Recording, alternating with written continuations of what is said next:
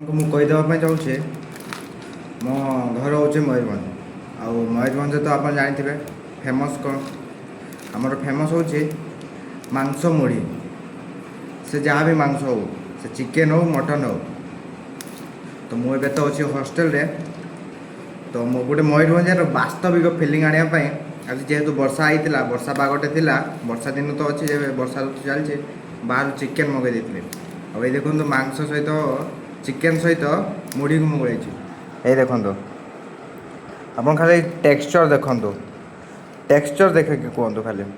ଠିକ୍ ଅଛି, ମୁଁ ଏବେ ଟେଷ୍ଟ କରିକି କହୁଛି, ଏହାର ଟେଷ୍ଟ କେଉଁ ଭଳିଆ ହେଇଛି।